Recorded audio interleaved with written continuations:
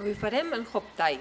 És un metall evolutiu de la marca Hopedith que es caracteritza perquè el seu panell és evolutiu, creix o redueix en funció de la mida del nostre nadó. Si tenim un nadó molt petitet,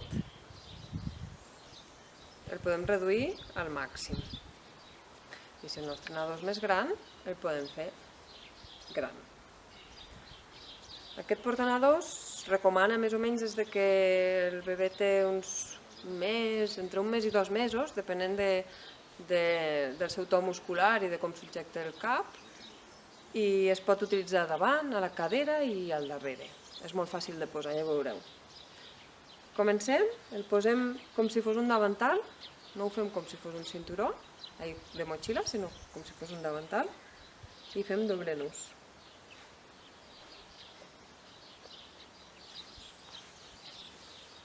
Anem a buscar el nostre nadó.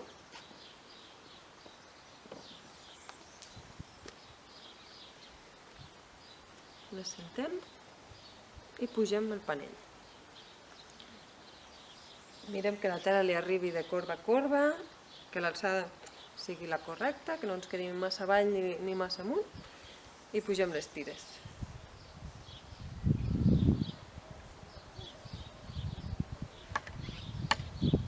Amb una mà passem per sota d'una de les tires i agafem la contrària, i amb l'altra mà agafem l'altra tira, de manera que aquí ens queda una creu. Ara començaríem a tensar. Tensem la primera tira que hem agafat, amb direcció, en diagonal i al terra, i ajudant-nos també amb la nostra espatlla per a que la tela corri. I faríem el mateix amb l'altra. Podríem tensar punt per punt de la tira, de manera que notem el bebè ben ajustat a nosaltres, que no es separi del nostre cos. Un cop aquí tenim diferents opcions, en funció també de l'edat del nostre bebè. Si el nadó és prou gran i el seient ha quedat prou ben fet, podríem passar per sota i fer un doble nus aquí. En cas que veiem que el seient no li ha acabat de quedar de corba a corba i potser necessitaríem una mica més de reforç, aquestes tires les podríem posar que li arribessin just a la corba, per damunt, creuaríem per sota del seu culet i passaríem cap al darrere. I aquí podríem fer un doble nus. El podríem fer diferent per tal de saber diferenciar-los, perquè el primer que hem de treure després és el dels tirants. Podríem fer un llaç. O inclús podríem tornar a creuar i anusar aquí al davant. Fer un doble nus aquí al davant.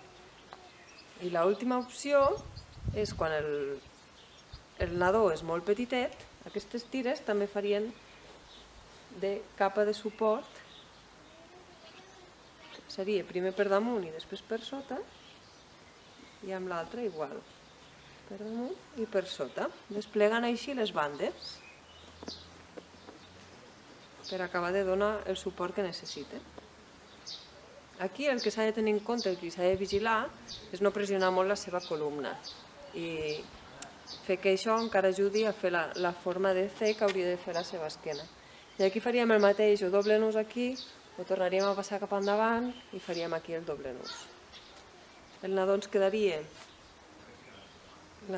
aquí, llavors ara podríem ajustar o fer més gran en funció del que necessitem. Es quedaria que no es separa del nostre cos.